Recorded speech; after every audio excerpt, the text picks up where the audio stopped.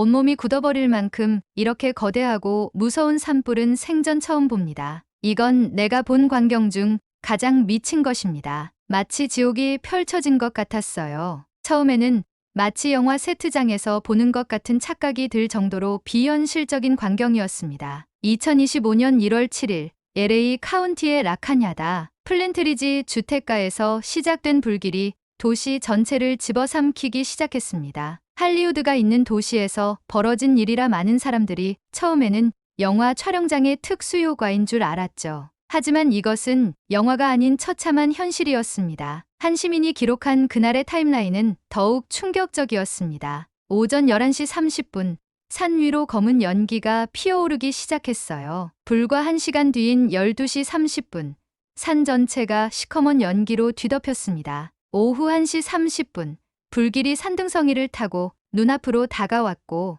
4시 30분이 되자 채 1km도 떨어지지 않은 곳에서 산이 활활 타오르기 시작했죠. LA 소방본부의 기록에 따르면 불이 처음 발견된 순간부터 상황은 심각했습니다. 소방관들은 즉시 대응에 나섰지만 이번 산불은 달랐어요. 평소 같았으면 진화가 가능했을 화재가 순식간에 통제불능 상태가 된 겁니다. 소방본부 대변인 마이클 존슨은 당시 상황을 이렇게 전했죠. 30년 경력에서 이런 화재는 처음이었습니다. 불길이 마치 살아있는 생명체처럼 움직였어요. 우리가 한 발짝 앞으로 나가면 불은 2발짝 앞으로 튀어나갔습니다. 서부 내륙의 모하비 사막에서 불어오는 강풍은 너무나 거세서 악마의 바람이라고 불렸습니다. 시속 113km를 넘나드는 광풍이 불씨를 사방으로 흩뿌렸고 불길은 걷잡을 수 없이 번져나갔어요. 미 기상청은 특별경보를 발령했지만 이미 늦었죠. 소방당국은 총력전에 나섰습니다. 9개 주와 멕시코에서 소방 인력 1000명 이상이 투입됐어요. 소방차 134대와 소방용 항공기 84대가 동원됐지만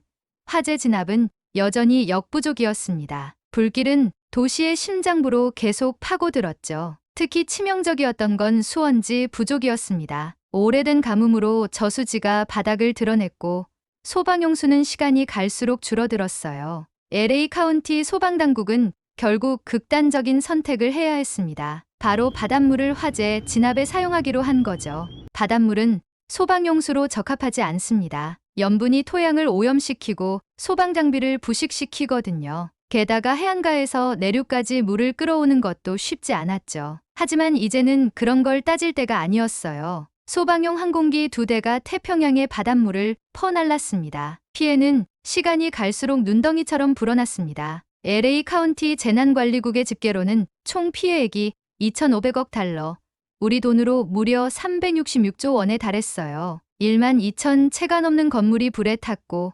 24명이 목숨을 잃었으며 30명이 실종됐죠. 할리우드 스타들의 호화로운 저택도 예외는 아니었습니다. 텍사스에서 방송 출연 중이던 멜 깁슨은 생방송 도중 자신의 집이 불타고 있다는 소식을 들었어요. 해리슨 포드의 말리부 저택도 전소됐고 리즈 위더스푼, 앤서니 호킨스, 마일로 벤티밀리아 등 수많은 배우들이 보금자리를 잃었습니다. 캘리포니아 주지사는 긴급 기자회견을 열어 비상사태를 선포했죠.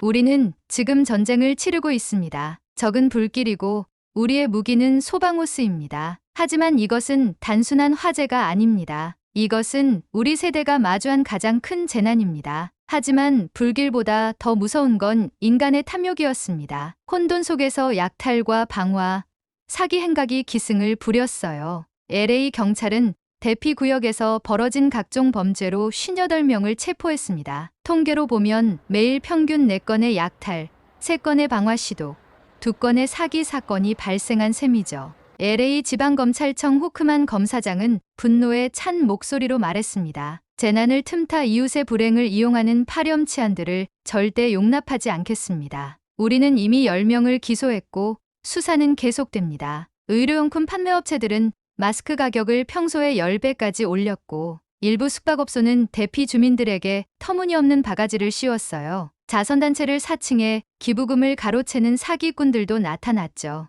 호크만 검사장은 사기꾼들이 비트코인으로 기부를 요구하면 절대 응하지 마세요 라고 당부했습니다. 현장을 지키던 방송인 마리오 로페즈는 절망적인 상황을 이렇게 전했어요. 제 집은 아직 불에 타지 않았습니다. 하지만 더 무서운 건 인간들입니다. 밤이 되면 총성이 울리고 약탈자들이 돌아다녀요. 이건 재난영화가 아닙니다. 우리의 현실입니다. 야간 통행금지령이 내려졌지만 범죄는 멈추지 않았습니다. LA 카운티 보안관실은 불법 드론 비행 등으로 34명을 추가 체포했어요. 드론으로 대피한 주택가를 정찰한 뒤 약탈에 나선 조직도 있었죠. 바로 그때였습니다. 아무도 예상하지 못했던 곳에서 희망의 불씨가 피어올랐어요. LA를 뒤덮은 절망의 연기 속에서 한국인들이 움직이기 시작한 겁니다. 그들의 행동은 곧 미국 전역을 감동의 물결로 뒤덮게 됩니다. 도시가 혼돈 속에 빠진 그때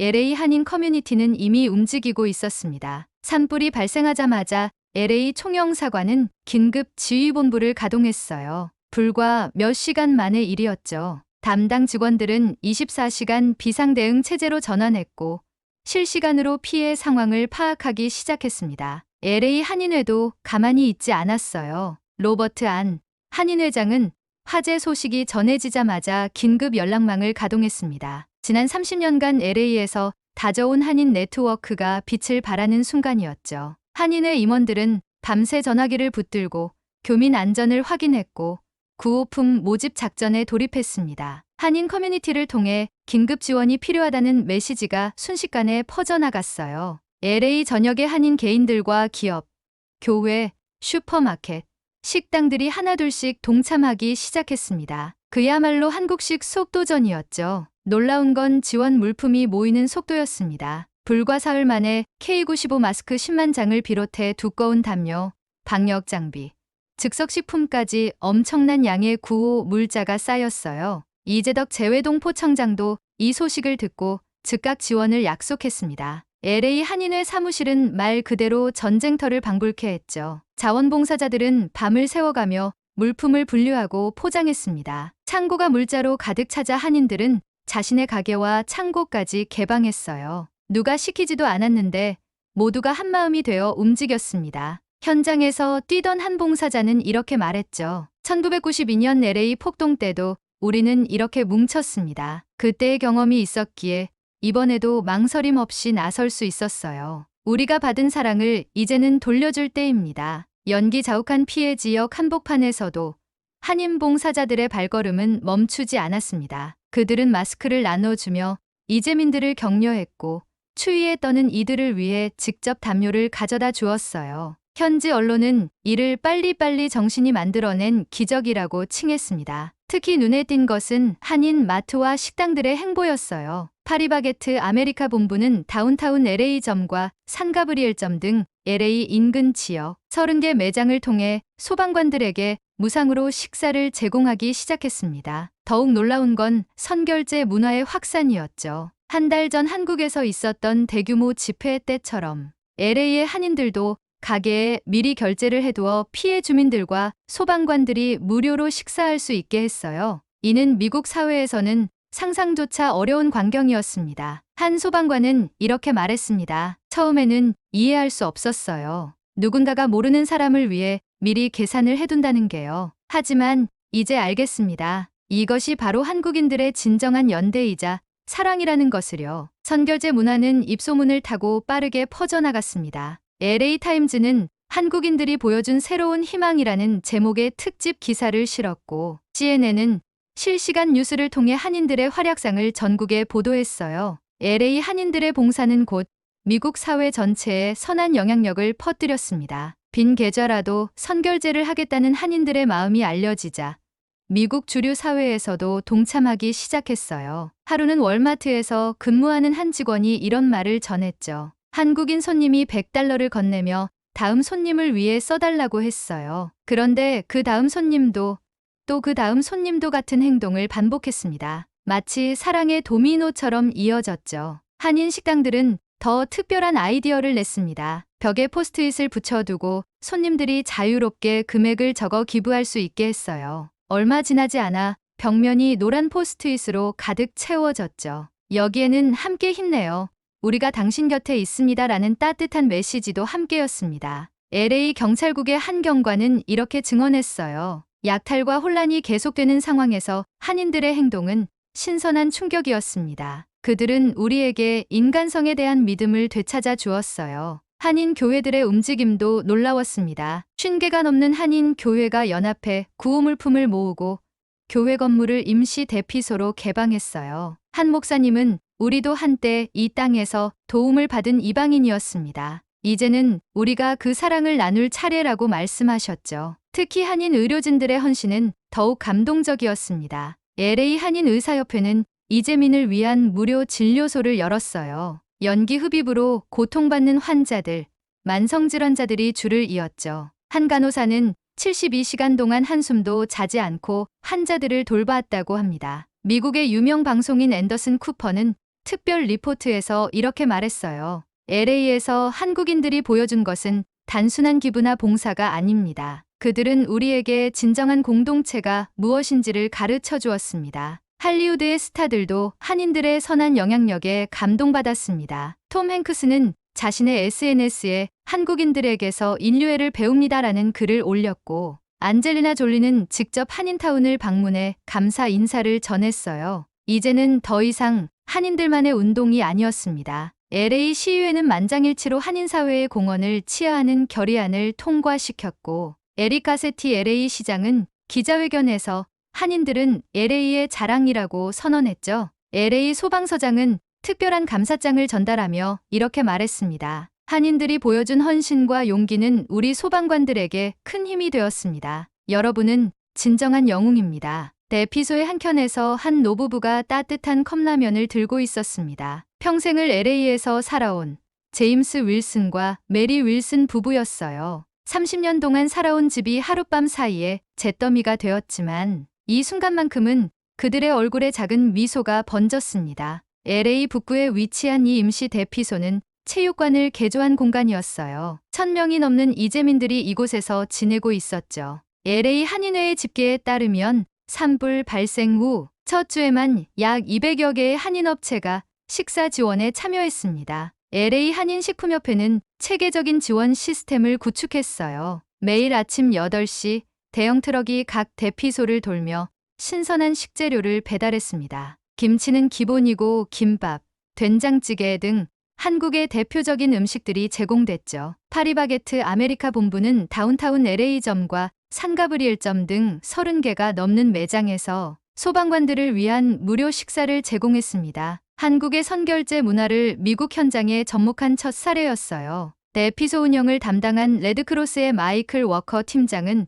구체적인 수치를 공개했습니다. 한인 자원봉사자들이 매일 평균 2,000인분 이상의 식사를 준비했어요. 이는 전체 지원 물량의 30%를 차지하는 규모입니다. 올림픽가의 한 식당 주인 박성훈 씨는 30년간 이 지역에서 장사하면서 받은 사랑을 이제는 돌려주고 싶었다고 말했습니다. 실제로 한인 식당들은 교대로 참여하는 시스템을 구축했어요. 하루 평균 1,520개의 식당이 번갈아가며 음식을 지원했고 각자의 전문 메뉴를 살려 다양한 한식을 제공했습니다. LA 소방서 제8지구의 통계는 더욱 구체적입니다. 산불 발생 후 3주 동안 한인 업체들이 제공한 지원 물품의 총액이 약 150만 달러에 달했어요. 여기에는 식사뿐만 아니라 생수, 마스크, 의약품 등도 포함됐습니다. LA 한인 상공회의소 청년부는 SNS를 통해 자원봉사자를 모집했고 200명이 넘는 젊은이들이 통역과 물품 분류 작업을 도왔습니다. 이들의 활약은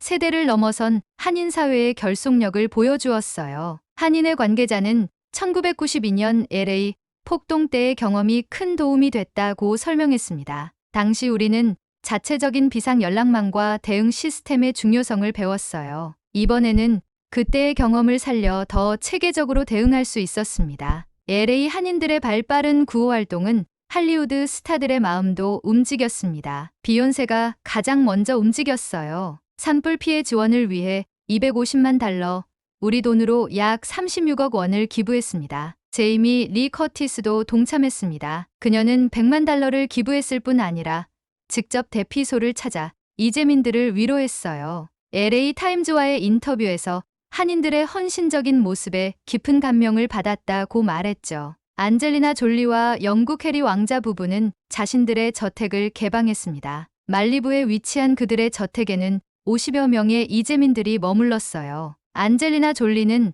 한국인들이 보여준 공동체 정신을 우리도 실천하고 싶었다고 전했습니다. 힐튼가의 상속녀 페리스 힐튼은 긴급 모금 활동을 시작했어요. 그녀의 SNS를 통해 시작된 모금은 일주일 만에 500만 달러를 돌파했습니다. 이 기금의 상당 부분은 한인회가 운영하는 구호 프로그램에 전달됐죠. 할리우드의 참여는 여기서 그치지 않았습니다. 샤론 스톤과 할리베리는 의류와 생필품을, 레오나르도 디카프리오는 환경 복구를 위한 특별 기금 1,000만 달러를 약속했어요. 특히 LA에 거주하는 한국계 배우들의 활약이 돋보였습니다. 산드라 오는 토론토에서 진행 중이던 촬영을 중단하고 LA로 돌아와 구호 활동에 참여했어요. 존 조와 스티븐 연도 각각 50만 달러를 기부하며 한인 사회의 자부심을 높였습니다. 유명 스포츠 스타들의 참여도 이어졌어요. LA 레이커스의 르브론 제임스는 자신의 재단을 통해 200만 달러를 기부했고, LA 다저스의 오타니 슈에이는 일본 기업들과 함께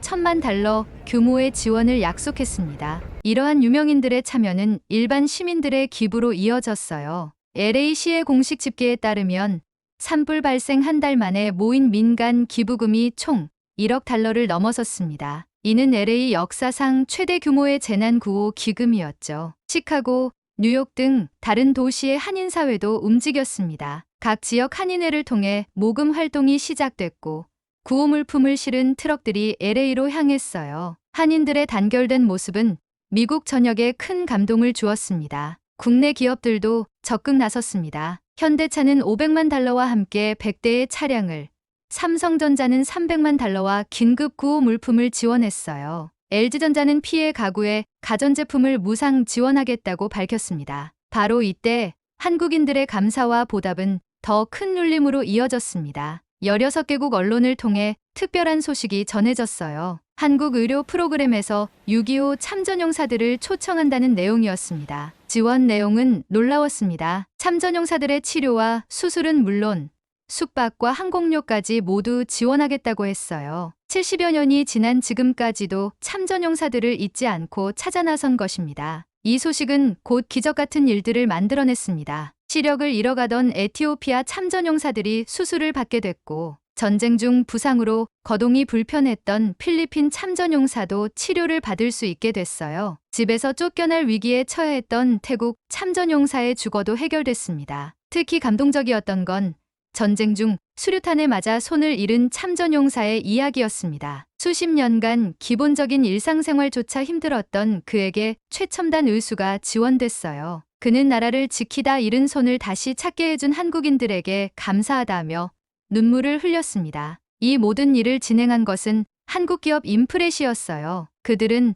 밤낮으로 16개국 매체에 연락해 의료 지원 소식을 알렸고, 직접 참전국을 방문해 도움이 필요한 분들을 찾아다녔습니다. 인프레시는 여기서 그치지 않았습니다. 국내를 넘어 해외까지 의수, 의족 지원 소식을 알렸어요. 이들의 활동 원칙은 분명했습니다. 우리가 역사를 잊어서는 안 됩니다. 이분들의 희생이 있었기에 오늘의 대한민국이 있습니다. 이 기업의 특별한 점은 모든 지원이 기업 이름이 아닌 대한민국 국민들의 이름으로 진행됐다는 것입니다. 최문성, 박동진, 이수진, 서동준 등 수많은 한국인들이 이 뜻깊은 활동에 동참했어요. 참전국에서는 이를 두고 기업이 아닌 한국이란 국가가 보내는 감사의 마음이라고 평가했습니다. 특히 인프레시가 공개한 태극기 키링은 더욱 특별했습니다. 6.25 전쟁 당시의 태극기를 완벽하게 재현하기 위해 40년간 한 길을 걸어온 장인과 협업했어요. 빛에 따라 섬유의 굴곡이 보일 정도로 섬세하게 제작됐죠. 수익금은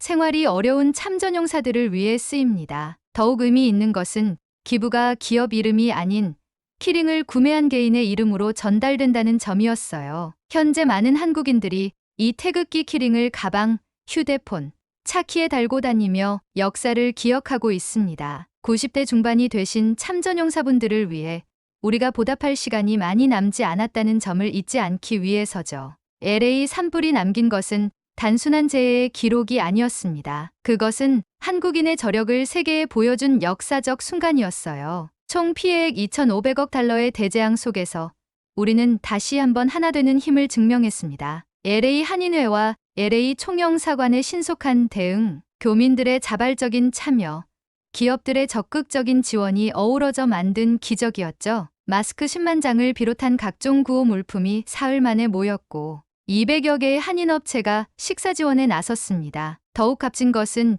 이 모든 활동이 조건 없는 나눔이었다는 점입니다. 1992년 LA 폭동 때 최대 피해자였던 우리가 이제는 도움의 손길을 내미는 주체가 된 거예요. 한인들의 헌신은 미국 사회에 깊은 감동을 주었고 전 세계 언론의 주목을 받았습니다. 여기에 6.25 참전용사들을 위한 의료 지원 프로그램까지 더해지며 한국인의 감사하는 마음은 세계인의 가슴을 울렸어요. 70년이 지나도 은혜를 잊지 않는 민족성은 우리가 왜 세계 속에 자랑스러운 대한민국이 될 수 있었는지를 보여주는 증거였습니다. 오늘도 대한민국의 이름으로 세상은 조금씩 따뜻해지고 있습니다. 우리가 받은 사랑을 나누는 일, 바로 그것이 한국인의 자부심이자 힘이 아닐까요? 여러분의 소중한 의견을 댓글로 남겨주세요. 바쁘시더라도 구독과 좋아요 부탁드립니다. 알림 설정하시면 더 많은 대한민국의 감동 스토리를 가장 먼저 만나보실 수 있습니다. 지금까지 시청해주셔서 감사합니다. 앞으로도 더욱 노력하여 유익하고 좋은 콘텐츠로 찾아뵙겠습니다.